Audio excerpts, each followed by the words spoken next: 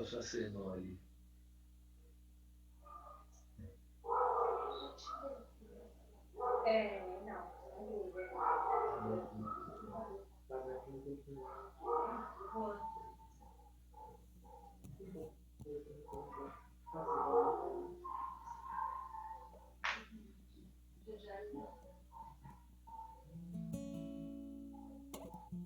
Boa noite, queridos. Tudo bem com vocês? Estou olhando aqui, ó, chegando o Oswaldo, Jorge, todo mundo chegando aí, Vanessa.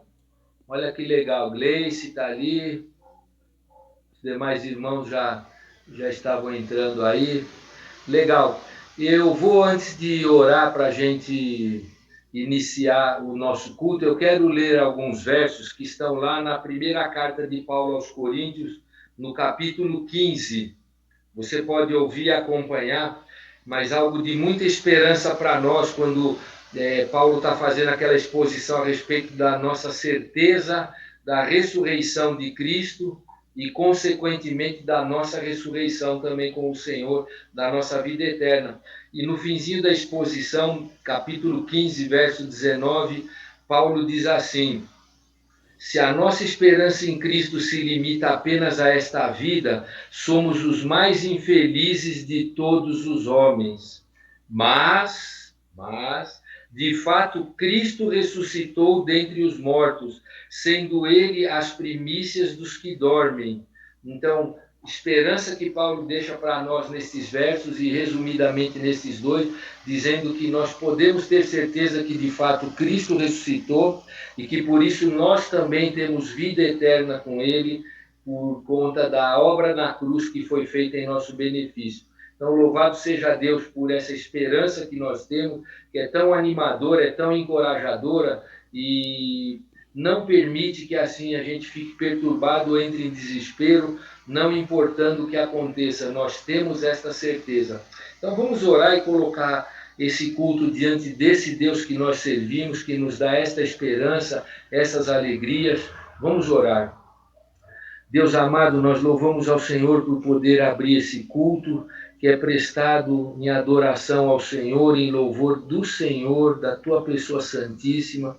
Colocamos as nossas vidas agora, o nosso coração, diante do Senhor, como um agrupamento, uma expressão local do corpo de Cristo, que é a Igreja Filadélfia, pedindo que o Senhor abençoe cada um que vai estar aqui conosco, que a Tua palavra fale ao nosso coração, que nós possamos cantar louvores ao Senhor, que nós possamos interagir vendo todos esses queridos, pessoas que amamos e das quais estamos separados por conta dessa doença, mas nós nos alegramos que o Senhor nos deu este recurso que permite que nós possamos interagir, estar juntos, ainda que à distância, mas nós queremos louvar e engrandecer ao Senhor, que é o autor da vida, que nos dá essa esperança bendita, da qual o apóstolo Paulo falou, que é a vida eterna com o Senhor. Agradecemos ao Senhor pela semana, por cada vida que vai estar aqui agora, que todas as coisas convirjam, Senhor, para a Tua honra e glória agora, neste momento. É o que nós queremos pedir ao Senhor, deixando a nossa gratidão diante de Ti, Senhor. Em nome de Jesus. Amém. Amém. Que Deus nos abençoe, que a gente possa ter um culto de adoração que seja, de fato, benfazejo, que seja muito agradável, útil ao nosso coração, que Ele possa nos aproximar de Deus, nos fazer conhecer mais do Senhor e que tudo seja para a honra e glória dEle. Tá bom? Deus nos abençoe. Vai ter que ser diagonal. Entendeu? Boa noite, irmãos. Vamos adorar o nome do nosso Deus. Eu queria convidar você aí que está na sua casa a fazer esse tempo, um momento de adoração. Nós vamos cantar Jesus Cristo mudou o meu viver, nosso louvor e quebrantado.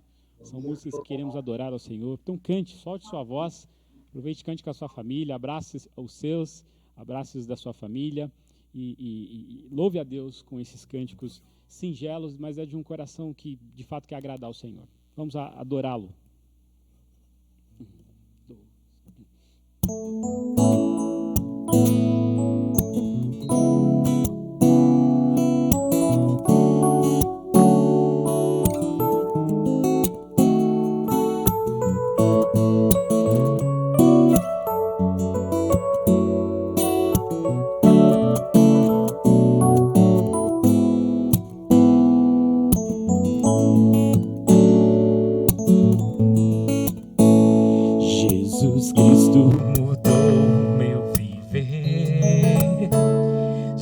Jesus Cristo mudou meu viver. Ele é a luz que ilumina o meu ser. Sim, Jesus Cristo mudou meu viver.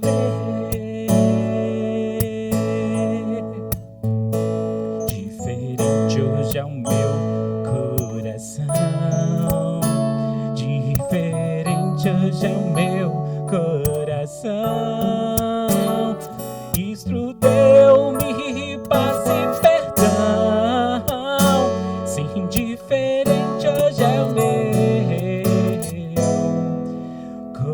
coração.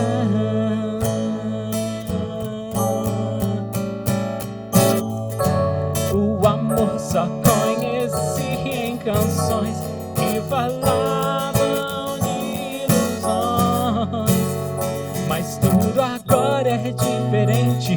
Cristo fala a toda a gente, pois Cristo deu o seu amor. Jesus Cristo mudou meu viver. Jesus Cristo mudou meu viver. Ele é a luz que ilumina o meu ser. Sim, Jesus Cristo mudou meu viver.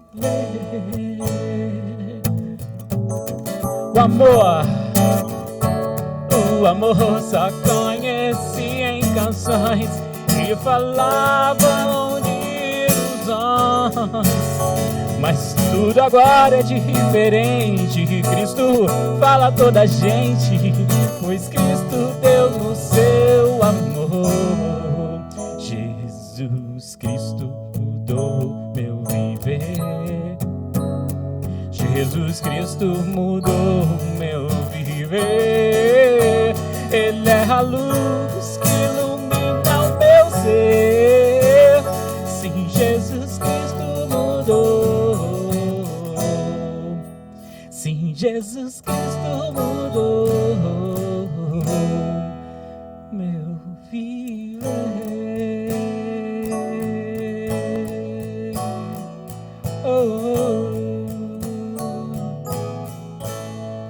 Amém, aleluia, glória seja dada ao nome do nosso Deus.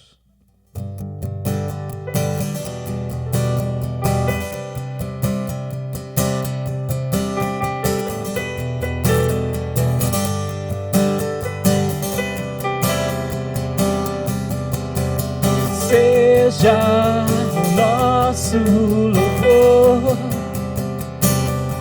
cada dia que vivemos sobre a tua direção. Seja o nosso viver,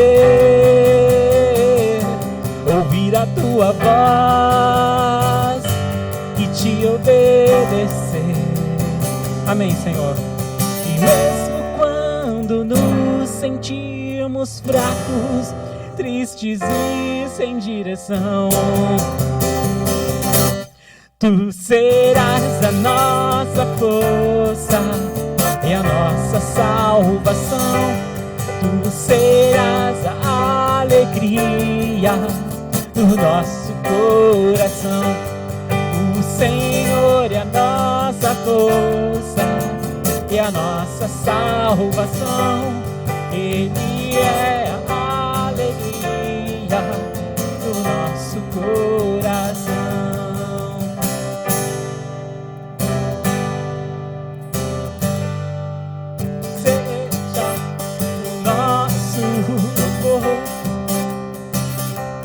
Cada dia que vivemos sob a tua direção, seja o nosso viver, ouvir a tua voz e te obedecer. E mesmo quando nos sentimos fracos, tristes e sem direção, tu serás a nossa força e a nossa salvação. Tu serás a alegria do nosso coração. Canta aí. O Senhor é a nossa força e a nossa salvação. Ele é a alegria do nosso coração.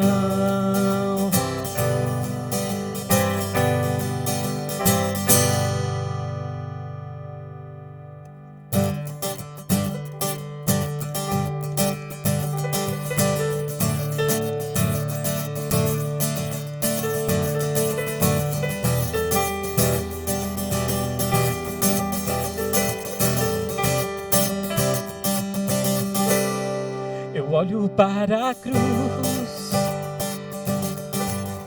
e para a cruz eu vou. Do seu sofrer vou me lembrar, da sua obra vou cantar. O meu Salvador na cruz mostrou o amor do Pai, o justo Deus. Declare isso a Deus. Pela cruz me chamou, gentilmente me atraiu e eu, sem palavras, me aproximo, quebrantado por seu amor.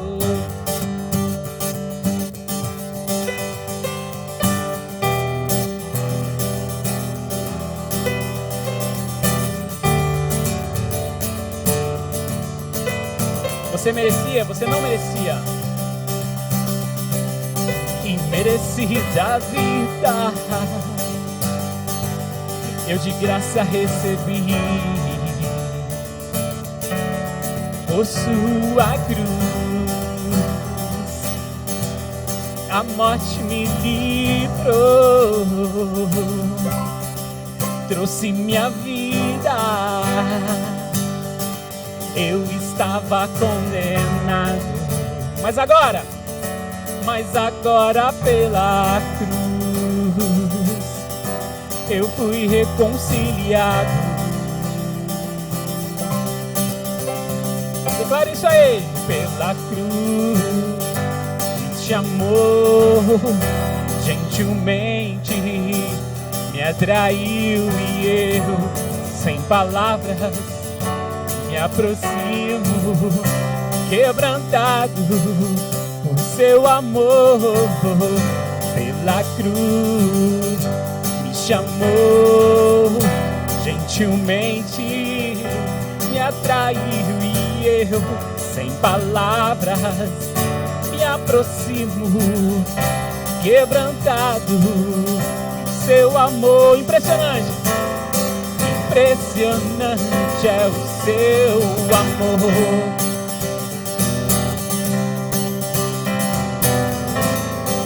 Me redimiu e me mostrou o quanto é fiel.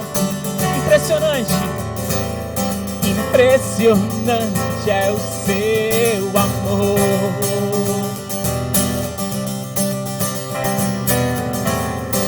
Me redimiu e me mostrou o quanto é fiel. Cante aí em casa. Pela cruz me chamou, gentilmente me atraiu e eu, sem palavras, me aproximo, quebrantado por seu amor. Pela cruz me chamou, gentilmente me atraiu e eu, sem palavras, me aproximo, quebrantado por seu amor.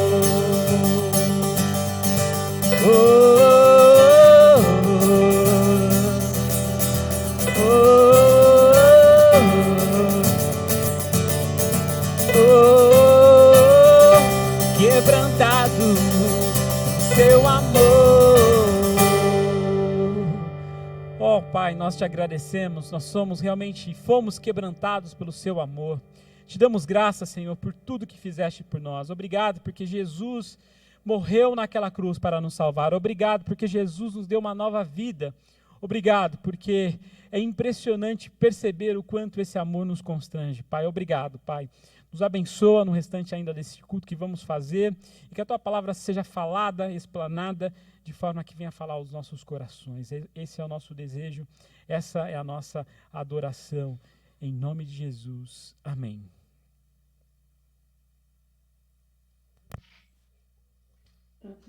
Boa noite, queridos, tudo bem? Como é bom ouvir esse louvor. Jesus mudou o meu viver, mudou o seu viver, né? Obrigado, Jesus. Agora vamos ter um momento de oração, crendo que Jesus está nos ouvindo, né? Então vamos orar, meus irmãos. Orar pela saúde, ó Deus.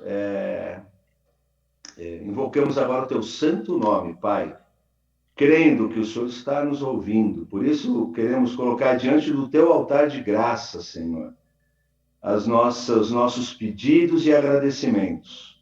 Peço, Pai, pelos nossos queridos que necessitam de saúde. A Ana, Pai, a irmã do Antônio Carlos, colocar diante do Senhor a mãe da Malvina, a dona Araci, precisa da tua ajuda, Deus. Colocada a dona Lídia, a mãe do Tadeu, Senhor, que o Senhor possa cuidar desse tempo, que ela estará na casa do Tadeu. Na dona Adriana, que o Senhor possa ajudá-la na saúde dela, o que ela necessita. E também, Senhor, o Senhor José, o pai da Josiane. Colocamos diante do Senhor também a Bianca, Pai, a neta do pastor Raul, com relação à gravidez, a Lucélia também. Ela tem que fazer uma viagem para São Paulo, cuida dos preparativos, Pai, para que ela possa, aqui em São Paulo, ser bem atendida, que dê tudo certo. Contamos com a tua boa mão sobre ela. A Pamela também, a filha da Sueli Ramos, que tem acompanhado os cultos. Obrigado, Deus, pela vida da irmã. E a Priscila também, a filha do Tadeu e da Ivânia. Cuida, Pai, da gravidez dessas nossas irmãs. Colocamos também diante do Senhor os nossos missionários, o Raul e a Graça, a Suzana do Vale, a Isabel, Pai, Josias e a Sara, Cambuí, a Dinalva, Pai, esses irmãos queridos que se colocaram à sua disposição a estar servindo no campo, Deus. Peço também pelo trabalho, nosso irmão Henrique, Pai, o Jorge, a Val, meu irmão Gerson, que necessitam trabalho, Pai, confirma, né, para que eles possam realmente voltar para o mercado, Senhor, de trabalho. Peço também pelos professores, todos os professores, Senhor, proteção, né, e os alunos também, com as aulas, né, que vão retornar em breve. Peço também sabedoria do alto, Senhor, para os nossos governantes, os nossos pastores, nossa liderança. Obrigado, Pai, pela proteção também da família Filadélfia. O Senhor tem cuidado de cada irmão de uma forma tão especial. Eu sou grato, Pai. E eu peço uma bênção especial na vida do teu servo Pedro, para que ele possa ser fiel na ministração, claro, ajuda o irmão, que o Senhor possa usar esse querido para que sejamos edificados pela tua palavra, Deus. Nos ajuda, porque eu te peço em nome de Cristo Jesus. Amém.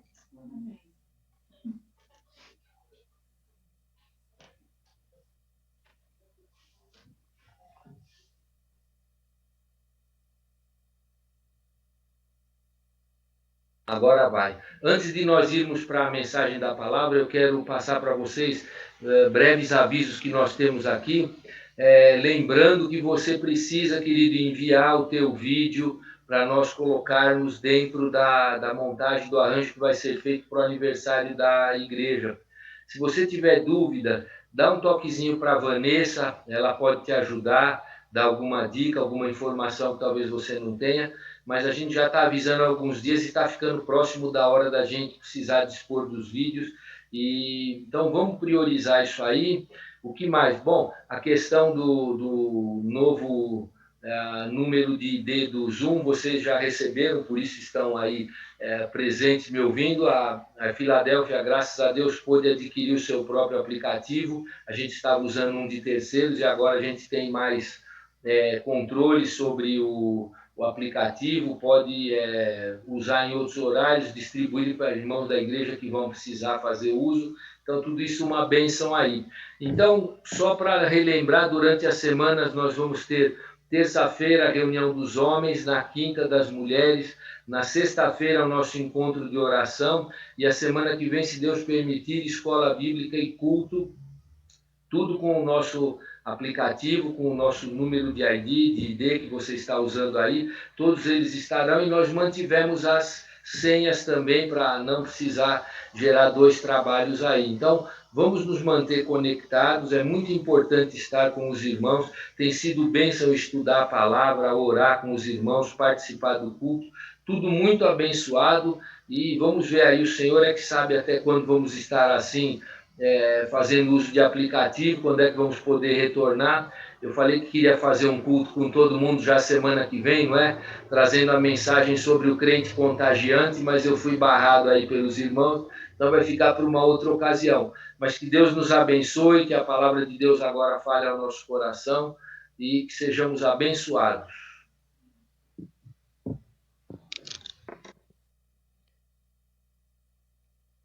Boa noite, irmãos. Eu espero ouvir uma boa noite de você aí na sua casa, mas, é claro, não consigo ouvir todo mundo. Agradecer ao pastor Antônio Carlos pelo privilégio de poder compartilhar a palavra com vocês. E nessa noite eu quero dar continuidade à exposição que eu tenho feito em 1 Samuel, essa é a terceira mensagem. Então você vai abrir a sua Bíblia no primeiro livro de Samuel, no capítulo 2, e nós vamos perceber e entender alguns princípios da palavra do Senhor para as nossas vidas. O tema da minha mensagem é: quem é Deus para você? Quem é Deus para você? Antes de começarmos a mensagem, quero introduzir o assunto e fazendo essa pergunta para você. Se alguém pudesse te perguntar quem é Deus para você, o que você responderia? O que nós ouviríamos de pessoas que não conhecem o Senhor Jesus, não declararam a fé em Cristo Jesus, as pessoas que estão aí fora, que não conhecem, não declararam Jesus como Senhor e Salvador, o que elas responderiam? Quem é Deus para você? Muitas delas responderiam que Deus é uma fonte de energia, Deus é a natureza, Deus é tudo em todos, né? Ou você ouviria respostas do tipo assim: Deus é o lugar onde eu consigo, é uma igreja, é um ambiente cristão, seja não cristão, ou um ambiente religioso onde eu me sinto bem. Então Deus ali é para mim, comunica assim para mim. Vendo essa semana a entrevista de um rapaz, de um rapper, o Emicida, ele estava falando com Ed Renekiewicz, numa conversa no GNT, ele disse que ele se sentia bem em todos os ambientes de esfera religiosa, seja um ambiente cristão, um ambiente de matriz africana, um ambiente onde tudo se conectava com ele, falava de alguma coisa com ele. As pessoas aí fora, de fato, cada uma delas tem o seu modo de enxergar a vida, a sua cosmovisão. E respondendo essa pergunta, quem é Deus para você, nós ouviríamos milhares e milhares de respostas. Pois bem, nós estamos aqui diante do texto sagrado, o texto que comunica a nós algumas verdades da palavra de Deus, e meu objetivo nessa noite é tentar responder quem é Deus para você. Ou melhor, quem é Deus conforme a palavra de Deus responde. E através da vida da personagem Ana e da sua oração do capítulo 2, nós podemos perceber, através dos atributos de Deus, quem é o Senhor, o que Ele fez e o que Ele faz. E talvez, a partir disso, nos conectarmos, eu e você, a entender o que Deus ainda, o que nós precisamos assimilar de quem é Deus nas nossas vidas, para nos apropriarmos dos recursos da palavra de Deus e enfrentarmos o nosso dia a dia com mais alegria, com mais força, dependendo do Senhor e conhecendo e sabendo que o Senhor está conosco. Então, eu queria convidar você a orar nessa noite, nesse momento, abaixar sua cabeça, pedindo para que Deus fale conosco e que a sua palavra seja explicada e explanada de uma forma que você entenda, que eu entenda, e que a gente possa sair daqui entendendo o que nós devemos fazer. Vamos orar. Pai, nós te damos graças pela sua infinita bondade. Sabemos quem é o Senhor, porque um dia o Senhor veio até nós. Mas queremos entender muito mais do que isso, quais são os seus atributos, o que o Senhor faz e por que nós devemos continuar servindo ao Senhor, Pai. Obrigado, porque a tua palavra é rica, eficaz e ela é penetrante, e ela vem ao nosso encontro e ela fala conosco. Obrigado, porque teu Santo Espírito, mesmo nós sendo pecadores, eu que estou aqui portando a palavra de Deus hoje, pecador, e os meus irmãos também pecadores, o teu Espírito Santo está em nós e interage de forma que nós possamos aprender a tua palavra. E por isso, faz calar toda a voz humana, Senhor, nessa noite, e que a tua palavra encontre abrigo, encontre lugar em nossos corações. É isso que nós te pedimos, em nome de Jesus. Amém.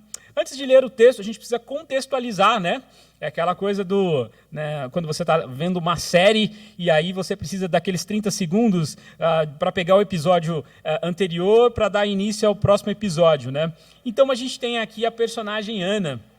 Ana era uma mulher atribulada, ela não podia ter filhos.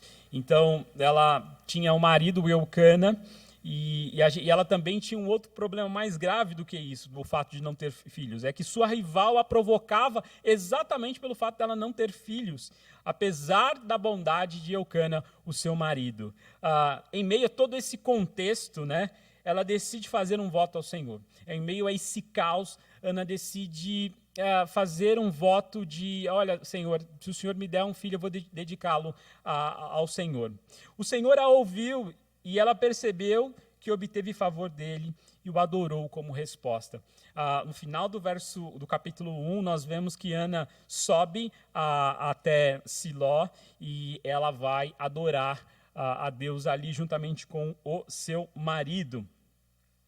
E capítulo 1, versos 24, eu gostaria que você lesse, aqui vai ser projetado na nova versão, capítulo 1, versos 24, vai ser projetado na nova versão transformadora. Então, 1:24, é isso?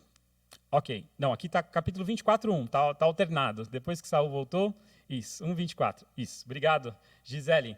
Quando o menino foi desmamado, Ana a levou à casa do Senhor em Siló, embora ele ainda fosse pequeno. Também levou um novilho de 3 anos para o sacrifício, um cesto de farinha e uma vasilha de couro cheia de vinho.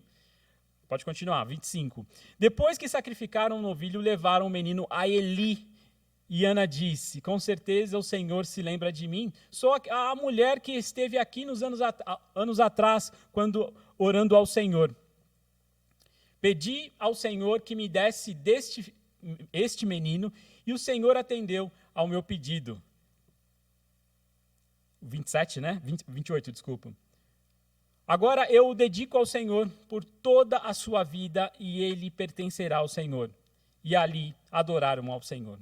A Ana entrega Samuel e vai adorar a Deus. Olha que mulher incrível que foi Ana. Claro que é o poder de Deus fazendo isso por ela. Ana entrega o único filho que ela tem e entrega para ser cuidado e dedicado como o voto que ela havia prometido. No capítulo 2, nós vemos, então, uma continuação dessa história, dizendo, então Ana orou, o que dá a entender que há uma continuidade aqui na adoração. E provavelmente isso aqui foi dito no momento da adoração. E olha que coisa linda esse cântico de Ana, essa oração de Ana.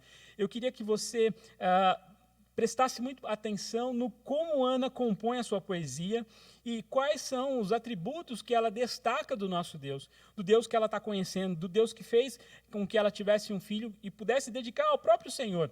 Perceba aqui, então, palavras lindas, palavras que de alguma maneira falam ao meu e o seu coração. O verso 1 começa assim. Então Ana orou, meu coração se alegra no Senhor.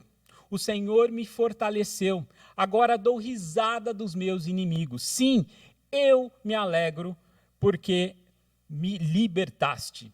Olha a capacidade dessa mulher. Eu queria destacar esse verso 1. O verso 1 é alguém que está orando, que orou ao Senhor e diz, o meu coração se alegra no Senhor.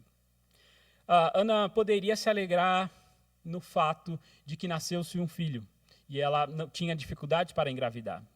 Ela poderia se alegrar nas circunstâncias que eram desfavoráveis, agora ela tem um filho para poder.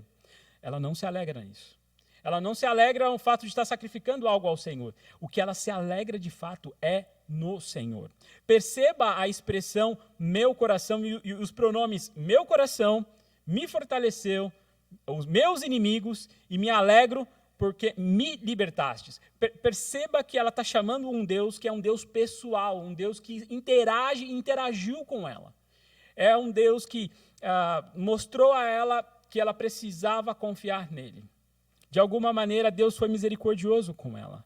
E é incrível perceber a resposta de Ana diante disso. Não só de ter cumprido o voto, porque talvez muitos de nós não cumpriríamos o voto que ela fez. Muitos de nós, né, deixaríamos para lá, porque não vou levar meu filho. Mas ela cumpriu. E ela se alegra no Senhor. Essas orações, elas são interessantes.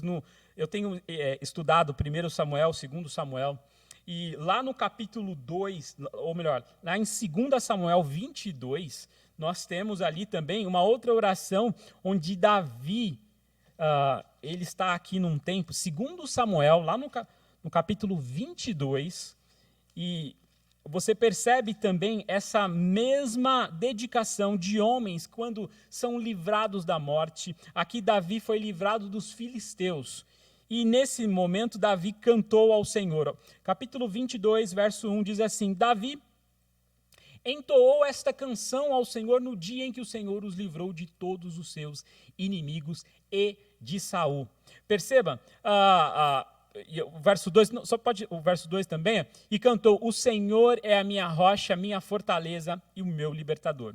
O que eu quero chamar a atenção é que isso era um costume da época, era uma forma de retribuição ao que Deus fez.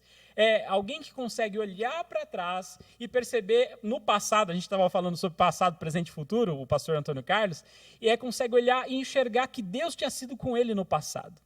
Isso é interessante porque quando as pressões do nosso tempo vêm sobre nós, nós esquecemos de que Deus já agiu no passado e que pode agir no presente e agirá no futuro. E esses cânticos são essa demonstração de que, de alguma maneira, Deus está o observando, Deus está observando, Deus está observando Davi, Deus está observando a própria Ana. Isso é tão comum que lá no Novo Testamento a gente tem a tão famosa, né, o Magnificat, e também lá em Lucas 1, 46 a 55, se você puder, mas aqui vai ser projetado também, Lucas capítulo 1,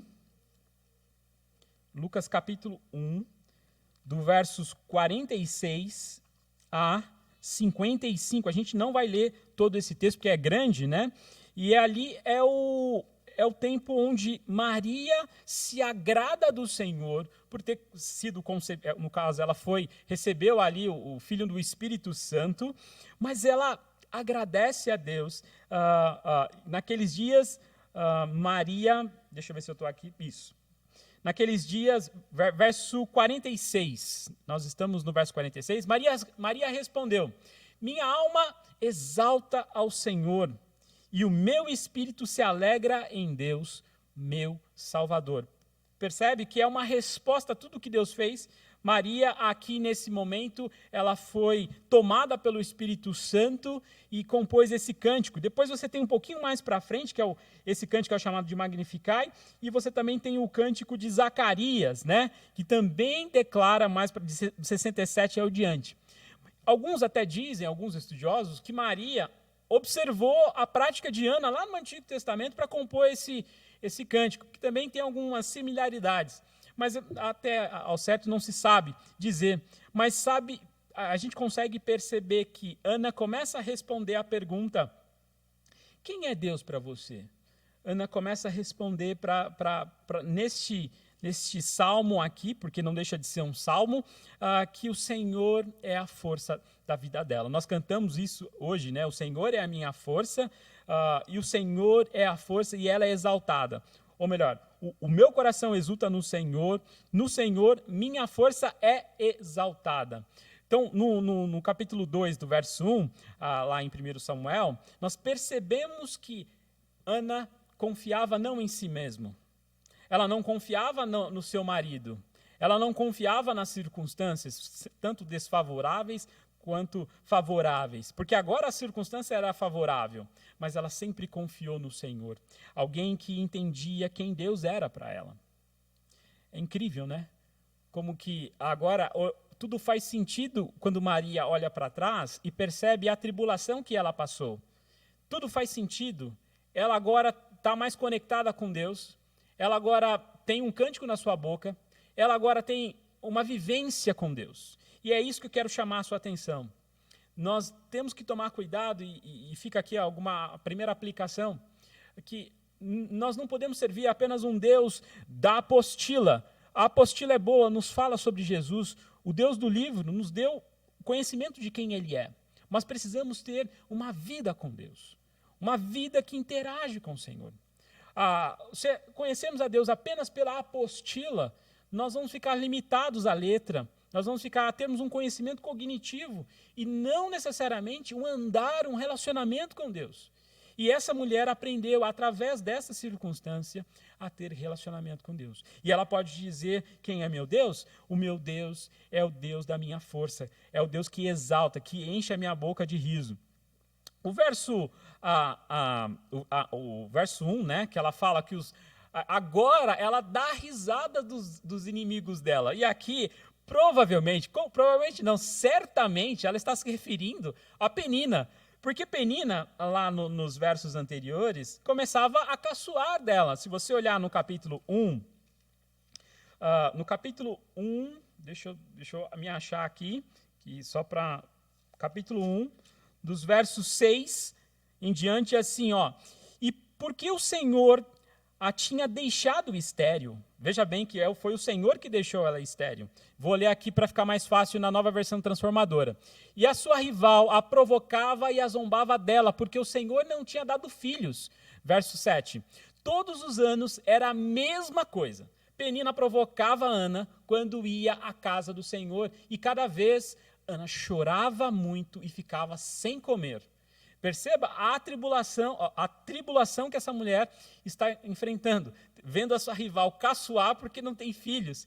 E ela consegue perceber, nesse primeiro versículo, começa a observar para a gente, que, verso 1 do capítulo 2, o Senhor me fortaleceu, agora eu dou risada dos meus inimigos. Ela não precisou fazer nada com Penina. Ela não precisou amaldiçoar a Penina, não precisou amarrar a boca do sapo lá para fazer alguma maldição, não precisou dizer palavras do tipo: olha, eu te amaldiçoo. Não, ela confiou no Senhor.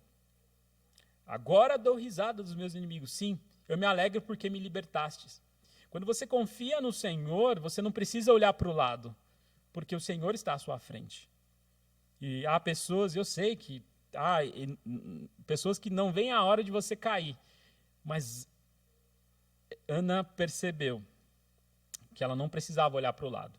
Ela começou a conhecer quem é Deus. O verso 2 nos destaca algumas coisas muito interessantes. E eu acho importante a gente começar a correr aqui, senão não vai dar muito tempo. Vamos lá. O verso 2: ninguém é santo como o Senhor.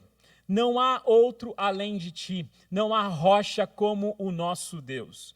Perceba, o texto é muito rico, porque aqui a gente se depara com a santidade de Deus. E a santidade de Deus é um atributo da qual está presente em todo o texto. Recentemente, lendo o livro do John Piper sobre coronavírus, né? Recomendo você a ler. Ele fala sobre a santidade de Deus. E lá ele destaca que a santidade de Deus é como se fosse algo que se destaca acima das demais coisas. Se a gente colocasse, vamos imaginar, numa mesa, algumas frutas, e a gente dissesse assim: olha, essa fruta aqui, ela é santa. Essa fruta, basicamente, ela é alguma fruta completamente diferente das demais. Ela destaca, ela tem um valor superior. E é exatamente essa a apresentação que Ana faz. Não há ninguém, ou melhor, não há ninguém santo como o Senhor. a expressão hebraica aqui, né, ela usa Senhor como Adonai, mas é uma expressão que os judeus repetem muito quando vão na sinagoga, que é Mikamoha Adonai, que significa quem é como o nosso Deus? Quem é como o Senhor? Ou melhor, quem é como o Adonai? Mikamoha Adonai. E isso é muito interessante porque eles entendem muito bem, principalmente os judeus, a diferença que é servir o Deus de Israel, o Deus verdadeiro, e não servir a outros deuses. E não só é importante, porque o livro também vai demonstrar algo a respeito disso. Eu queria que você abrisse rapidamente, vai ser também projetado aqui, 2 Samuel, lá em 2 Samuel, hoje a gente vai andar um pouquinho. 2 Samuel 7, no capítulo 7, versos 22. 2 Samuel 7, deixa eu achar aqui também na minha Bíblia. 22. Diz assim: quão grande és, ó soberano Senhor, não há ninguém igual a ti, jamais ouvimos falar de outro Deus como tu. Essa é uma oração de Davi, aqui em 2 Samuel, onde Davi ora ao Senhor, agradece ao Senhor, até porque as promessas de Deus a Davi, tudo que Deus estava dando a Davi, Davi queria construir uma arca, ou melhor, uma casa para Deus. Porque ele falou assim, poxa, no capítulo 7 ele diz, poxa, Senhor, eu estou vivendo numa casa tão boa e o Senhor está lá na tenda. E o profeta o profeta Natã vai falar com Davi e vai responder a oração de Davi. Olha, Davi, Deus quer que você faça algo por ele. E por isso Deus quer trazer uma resposta. E dá uma resposta para Davi enorme. Se você ler o capítulo 7, é incrível ver a dinastia de Davi é prometida aqui no capítulo 7. A dinastia que virá o Messias lá na frente, o prometido, a raiz de Davi é exatamente aqui no 2 Samuel, capítulo 7. É por isso que nós falamos tanto sobre a raiz de Davi, o filho de Davi. O filho de Davi vai restaurar todas as coisas, vai instaurar o reino de Israel. É por isso que nós dizemos isso aqui. E no verso 22, ele fala isso belíssimo. Quão grande és, ó soberano Senhor. Porque Davi se imagina, Senhor, quem sou eu para o Senhor falar isso para mim? Que a minha dinastia vai durar, que o meu trono vai durar para sempre. Quem sou eu? Davi entendeu quem era Deus. Davi entendeu quem era Deus para ele. E da mesma forma, Ana canta isso, essa santidade de Deus. Se a gente olhar sobre a santidade de Deus, é algo que nos arrepia muito. Muitas pessoas dizem, né, que o Deus do Antigo Testamento é diferente do Deus do Novo Testamento. Não, não é diferente, é o mesmo Deus. Mas alguns alertam por que é diferente. Porque Deus era mais, entre aspas, bravo, mais punitivo. E Deus também foi bravo e punitivo no Novo Testamento. Deus não é gracioso no Antigo Testamento. Já no Novo ele é gracioso. Não, Deus também foi gracioso. É só olhar para Noé, é só olhar para Abraão, é só olhar para o próprio José, para Davi e perceber como Deus é gracioso. Mas sim, Deus é santo e não aceita que as nossas obras, que a nossa forma de viver seja uma forma imunda à sua presença. E por isso aqui é interessante perceber no capítulo 4 de 1 Samuel, agora 1 Samuel, capítulo 4, olha que interessante. Aqui tem uma história, rapidamente, os filisteus estão em guerra com a nação de Israel. E de repente, eles têm uma coisa na cabeça. Vamos fazer o seguinte, para a gente ganhar essa guerra, nós vamos trazer a arca de Deus até aqui e a arca de Deus vai nos abençoar. E aí os filisteus ficam um pouco ressabiados com essa informação e fazem a seguinte pergunta: o que está acontecendo? Perguntaram os filisteus, o que significa esses gritos no acampamento dos hebreus? Quando souberam que era porque a arca do Senhor havia chegado, entraram em pânico. Os deuses vieram ao acampamento deles, disseram, estamos perdidos, nunca enfrentamos uma coisa assim. Até o verso 8. Verso 8, estamos perdidos. Quem nos salvará destes deuses poderosos? São os mesmos deuses que destruíram os egípcios com pragas quando Israel estava no deserto. Então perceba que o próprio povo filisteu, ao ouvir saber que a arca de Deus estava ali, perto do acampamento, dentro do acampamento, o povo temeu, porque sabia da glória de Israel, sabia do Deus de Israel, sabia da santidade de Israel, e ainda assim o povo de Israel não foi tão fiel assim. É muito interessante perceber que quando aquele que não é cristão reconhece o Deus de Israel, reconhece o Deus que você serve, e teme o Deus e respeita o Deus que você serve, é sinal de que o nosso Deus é um Deus diferente.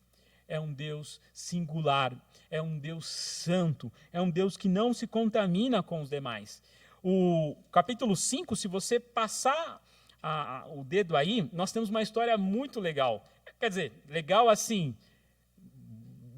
a história é trágica, mas no capítulo 5, no verso 7, a gente tem a história de que a arca de Israel foi capturada por esses filisteus, eles levaram a arca de Israel embora. Ou seja, eles venceram Israel porque Israel tinha colocado a arca de Deus ali no santuário, ali no acampamento, e os filisteus tomaram a arca. Isso até foi o motivo do porquê Eli morreu. O profeta, o sacerdote Eli morreu, caiu da cadeira, bateu a cabeça e morreu por ouvir que a arca de Deus tinha sido perdida. E chegando a arca de Deus lá na nação dos filisteus, olha o que acontece com a nação dos filisteus quando a arca chega no meio deles. E o verso 7 diz o seguinte: quando os homens de Asdod viram o que estava acontecendo, disseram: a arca do Deus de Israel não deve ficar aqui conosco, pois a mão dele pesa sobre nós e sobre o nosso Deus Dagom. Perceba como é grande o nosso Deus. Não há Deus que possa combater o nosso Deus. Esse é o Deus de Ana. Esse é o Deus com o qual Ana começa a ter relacionamento depois do filho, depois de ter um filho. E isso nos chama, ou deveria chamar, a sua e a minha atenção. Um terceiro atributo que nós vamos ver é o atributo do conhecimento de Deus. Coloque seus olhos lá no verso 3 de 1 Samuel capítulo 2. Verso 3 diz assim: não deixem de ser tão orgulhosos e soberbos, não falem com tamanha arrogância, pois o Senhor é um Deus que tudo sabe, Ele julgará as ações de todos. Ana é alguém que começou a sintetizar algumas ideias que todo o livro, tanto de 1 Samuel quanto de 2 Samuel, vai descrever essa história. E é muito interessante, né, que a atitude de Penina, que era sua rival no capítulo 1, era uma atitude orgulhosa e soberba, né? Aí a sua rival a provocava e zombava dela porque porque ela não tinha dado filhos. Olha como era a atitude de Penina. E se você olhar no verso 3 aqui, o verso 3 destaca que nós temos que tomar cuidado para não falar de forma orgulhosa. Nem saia da nossa boca coisas que têm a ver com arrogância, né? O Senhor é um Deus que tudo sabe e Ele julgará as ações de todos. Imagina se Ana vivesse em combate com Penina, e vivesse conforme, sabe, aquelas brigas de mulheres ou brigas de homens, das quais você não consegue conviver com a mesma pessoa. E aí a gente começa a perceber que um dos frutos do Espírito que Deus nos dá quando a gente conhece Jesus é a mansidão, é o domínio próprio. As obras da carne são a gritaria, a feitiçaria, as facções, as divisões. E quando nós olhamos para Ana, parece não, Ana foi revestida por um novo olhar. Ela não se deixou a se envolver com esse tipo de relacionamento, do tipo assim, olha, agora eu tenho filho, hein, Penina? Agora eu vou mostrar para você quem tem filho aqui. Eu tenho filho, tá bom? Não, porque ela sabia que ela não deveria falar de uma forma orgulhosa. E a pergunta que fica é, como é que nós respondemos quem é Deus para nós? Se na nossa casa a gente age de forma áspera com a nossa esposa. Se chegasse um visitante e olhasse a nossa forma de agir com ela, diria, Pedro, você de fato conhece a Deus? Pedro, quem é Deus para você, Pedro? Então por que você age assim com a sua esposa? Quem é Deus para você, Pedro? Você retruca no seu trabalho lá, Pedro? Quem é Deus para você? Você trata as pessoas assim, Pedro? que é Deus para você, cara? O que Deus fez na sua vida? Ana entendia quem era Deus.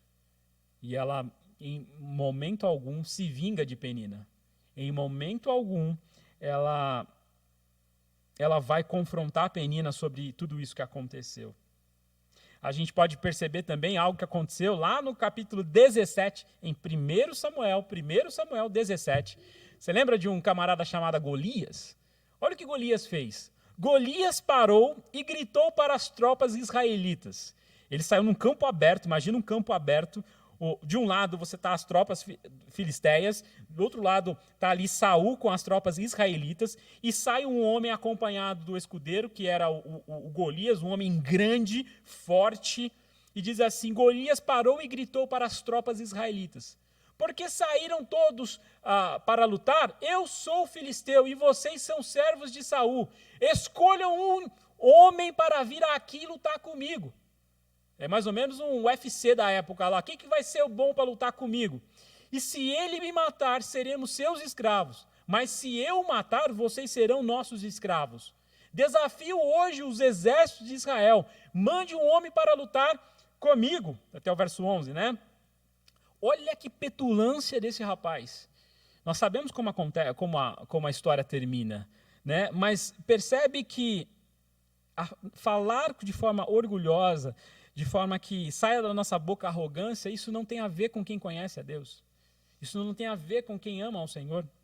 Por isso, talvez você precisa se revestir, deverá se revestir do Senhor, do Espírito Santo, para que você tome cuidado com a sua língua, tome cuidado com a sua forma de falar, tome cuidado com a sua atitude, tome cuidado com o seu coração, tome cuidado com os seus olhos. Ana nos ajuda a pensar quem é Deus, quem é o Deus que nós devemos servir, ou quem é Deus para nós. O verso 4 a verso 8 do capítulo 2 de 1 Samuel é muito interessante, que aqui Ana vai destacar para a gente um atributo importante de Deus, que é o atributo do poderio de Deus. Ele é não só autossuficiente, né, mas Deus, ele sabe de todas as coisas, ele tem poder para resolver todas as coisas. E o verso 4 ao verso 8, a gente vê o seguinte: o verso 4 diz assim: o arco dos poderosos foi quebrado, e os que tropeçavam agora estão firmes. 5. Os que tinham fartura de comida agora passam fome. E os que passam fome estão saciados. A mulher que não tinha filhos agora tem 7. E a que tinha muitos desfalece. 6. O Senhor tira a vida e dá a vida. Faz descer a sepultura e de lá faz subir a sepultura. Olha que interessante o verso 7 e 8. O Senhor empobrece alguns e enriquece outros. Humilha e também exalta. E, por fim, levanta o pobre do pó e do monte de cinza tira o necessitado, coloca-os entre os príncipes e o faz sentar em lugares de honra. O Senhor pertence os alicerces da terra e sobre eles firmou o mundo. Nós temos aqui uma declaração importantíssima de quem é Deus. Deus é um Deus poderoso, um Deus magnífico. E o poder de Deus faz com que a inversão de valores aconteça de forma muito encantadora. O rico, de repente, fica pobre e o pobre fica rico. Deus parece ter um senso de humor com essas coisas para demonstrar o seu poder e para revelar o seu poder. Talvez você já tenha em mente alguns textos do Novo Testamento lá, né, que fala que Deus usa os sábios para envergonhar os sábios, ou melhor, usa os loucos para envergonhar os sábios deste mundo. Você talvez imagine que Jesus não escolheu os letrados, aquelas pessoas importantes para segui-lo, mas escolheu pecadores, homens comuns, publicanos. Isso tem a ver com a temática sempre de Deus, de inverter a lógica para mostrar o seu poder a nós. E essa inversão pode ser vista também no andar da carruagem aqui de 1 Samuel. Eu queria que você acompanhasse também um raciocínio aqui, 1 Samuel 16:6. Lembre-se, o evento aqui é Samuel vai ungir um novo rei, porque ele percebeu, e Deus tinha falado que tinha rejeitado Saul. E Samuel está em mente uma pessoa como Saul. Saul era um homem que se destacava, muito alto, muito forte, e ele tinha uma boa aparência e tudo. E Samuel parece que tenha esses critérios ainda em mente quando vai escolher um novo rei. Ou seja, o capítulo 16 de 1 Samuel, verso 6, diz assim: quando chegaram, Samuel olhou para Eliabe e pensou: com certeza é este é o homem que o Senhor ungirá. É muito interessante que Samuel bateu o olho e falou: não, esse é o cara, com certeza Deus vai ungir esse homem. Porque na lógica de Samuel, não só tinha que ser um homem forte, um homem dado principalmente ao exército, mas alguém que causasse impacto no povo, né? Não poderia ser, entre aspas, um Zé Ninguém. E Deus confronta Samuel, falou: Samuel, não é assim não, cara. Os seus critérios são diferentes dos meus.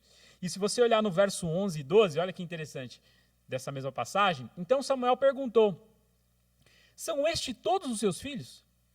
Jessé respondeu: ainda tenho o mais novo, mas ele está no campo tomando conta do rebanho. Mande chamá-lo, disse Samuel.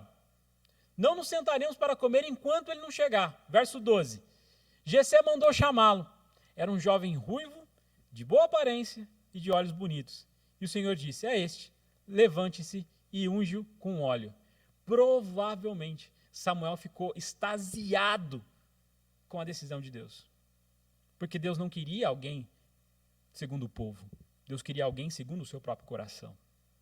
E a gente pode perceber que o arco dos fortes é quebrado no verso 4, lá em primeiro no nosso texto base, mas os fracos são revestidos de força.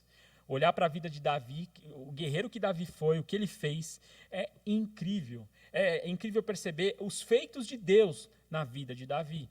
E o que ele trouxe de vamos dizer assim, de privilégio para o povo através da vida de Davi, o que Davi pôde levar ao povo de benefício. O reinado de Davi é incomparável. É incomparável. Porque é o homem escolhido do coração de Deus.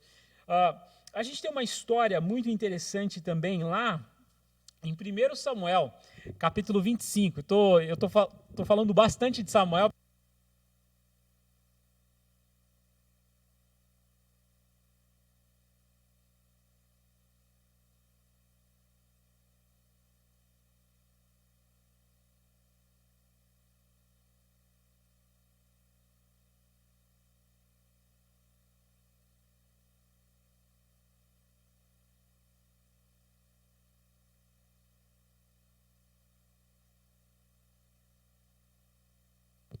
Faz tempo?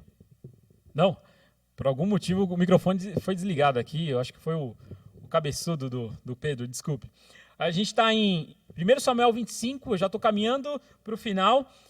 Para chamar a atenção aqui, eu estou no ponto falando sobre o poder de Deus, principalmente olhando aqui no verso 5 do capítulo 2, os que tinham muito agora trabalham por comida, mas os que estavam famintos agora não passam fome. E aqui a gente percebe que um camarada chamado Nabal, lá em 1 Samuel, capítulo 25, 25:10, esse homem era um homem glutão, gostava de comer, tinha uma mulher maravilhosa, sábia. Olha, se as mulheres puderem estudar sobre Abigail, é fantástico perceber como essa mulher foi sábia. E Davi, a certo momento, estava correndo de Saul, estava fugindo de Saul e precisava se alimentar junto com seus companheiros. Ele precisava de alimento e existia esse senhor, esse Nabal, que tinha um campo muito fértil e também tinha algumas posses, e ele pediu para que pudesse se alimentar ali com ele. A resposta de Nabal foi tão tola que Deus começou a agir na vida não só dele, mas também da sua esposa e também de Davi. Evidente, Davi pediu uma ajuda, né? E olha como Nabal responde: quem é esse tal de Davi? Perguntou-lhes Nabal. Quem é esse filho de Jessé pensa que é? Hoje em dia, há muitos servos que fogem dos seus senhores. Verso 11.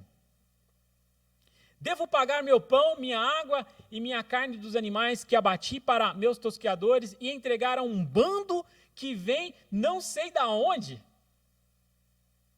Olha a atitude de um homem que não entendia que o rei de Israel, até então ainda não era rei, mas já tinha sido ungido, mas estava correndo de Saul. Olha o que acontece com um homem desse. a sua mulher, Abigail, ela foi muito maravilhosa, porque ela percebeu que o marido tomou uma atitude errada e mandou um emissário dizer para Davi: Davi, por favor, não leve em consideração, porque senão vai matar toda a gente.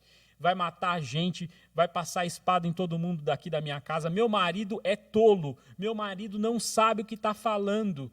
E por favor, Davi, me perdoa pelo meu marido. Ela fez isso protegendo a casa dela, protegendo o marido dela.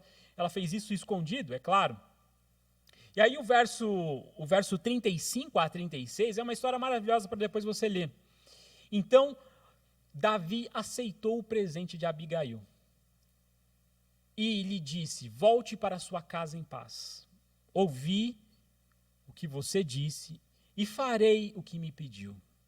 Olha a misericórdia de Davi nesse ponto. Olha o que acontece. Deus está enxergando toda essa história. Deus está olhando todas as circunstâncias. E olha o que acontece na vida desse cidadão. Quando Abigail chegou em casa, viu que Nabal estava oferecendo um banquete. Olha que safado. Digno de rei. Ele se divertia e já estava muito bêbado, de modo que ela só lhe contou sobre o encontro com Davi na manhã seguinte. E aí, o 37 também, por favor. Pela manhã, quando Nabal estava sóbrio, sua esposa lhe contou o que havia acontecido. Como consequência, ele teve um mal súbito e foi completamente paralisado. Versículo 38. Passadas cerca de 10 horas, o Senhor o feriu e ele morreu. Consegue entender quem age de forma mesquinha, o que acontece segundo o texto de Ana? Vou ler de novo o texto de Ana, lá em a oração de Ana, capítulo 2, do versos 5. Os que tinham muito, agora trabalham por comida, mas os que estavam famintos, agora não passam fome. A que era estéril deu à luz a 7 filhos, mas a que tinha muitos filhos ficou sem vigor. Deus é o Deus Todo-Poderoso. Não adianta contender com Deus, não adianta fazer nada contra Deus. Para a gente terminar, últimos 2 pontos aqui, os últimos 2 versos da palavra de Deus, a gente tem aqui um atributo que Ana destaca do nosso Deus, que é o seu juízo, que é a capacidade de julgar todas as coisas. O verso 7, o verso 9 e o verso 10 diz assim: ele guardará os pés dos santos, mas os ímpios serão silenciados nas trevas, pois não é pela força que o homem prevalece. Né? Verso 10, vou ler aqui na nova versão transformadora: os que lutam contra o Senhor serão despedaçados, do céu ele troveja contra eles. O Senhor julga em toda a terra, ele dá poder ao seu rei, concede força a seu ungido. Aqui nós temos o julgamento do Senhor. Para a gente finalizar, nós temos aqui o juízo de Deus. Quem Deus é para você? Deus é alguém que julga todas as coisas. Ele não deixa nada impune. A consciência que você deve ter que Deus julga todas as coisas te leva a perceber que você precisa estar mais próximo de Jesus.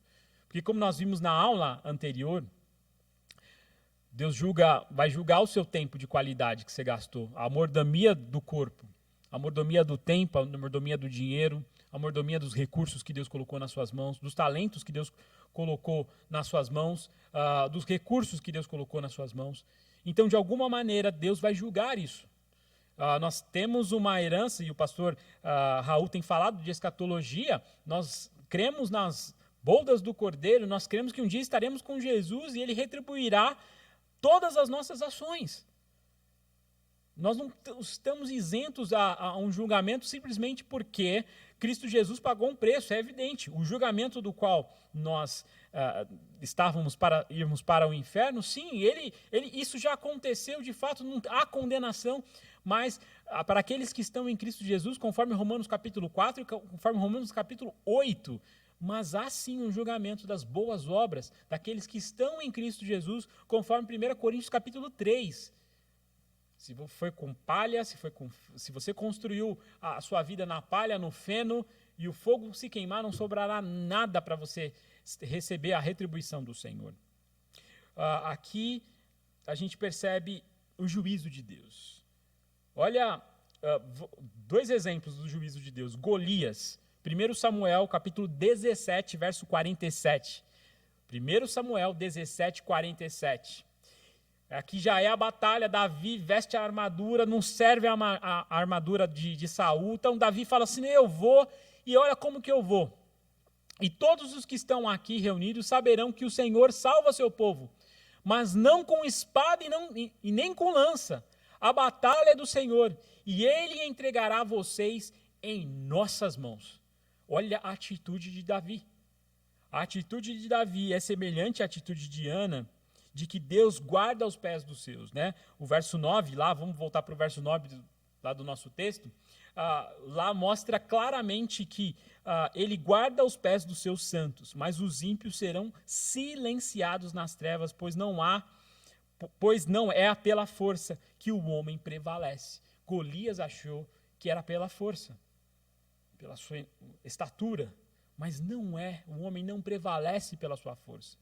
E aqui quero deixar para você alguma outra aplicação, uma terceira aplicação, ou melhor, uma quarta aplicação. Você está tentando resolver seus problemas na força da sua cabeça, da sua experiência? Está tentando resolver seus problemas sem entender que Deus julga todos eles? Está tentando resolver seus problemas, sabe? Estou sem dinheiro, vou lá pegar um empréstimo. Para um pouquinho. Lembra de quem é teu Deus. Lembra de quem é Deus para você. Lembra de quem é Deus para resolver o seu problema. Pode ser o fundo do poço que você esteja enfrentando hoje. Saiba que Deus vai ao encontro dos nossos problemas, desde que nós nos submetemos a Ele. Nós nos quebrantemos. Nós nos colocamos o nosso coração entregue nas suas mãos, dizendo, Senhor, eu tomei as decisões erradas.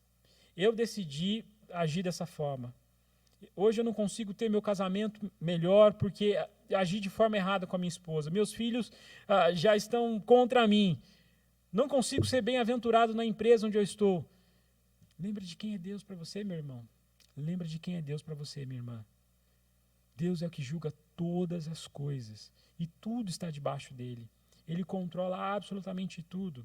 E é como se a gente desse volta em círculos quando nós estamos longe dele, tentando fazer a nossa vida sem que ele pudesse, de alguma maneira, interagir conosco. Não é assim que se faz aquele que ama o Senhor. E por fim, o filisteu, 1 Samuel 7:10. Aqui é engraçado. 1 Samuel 7:10.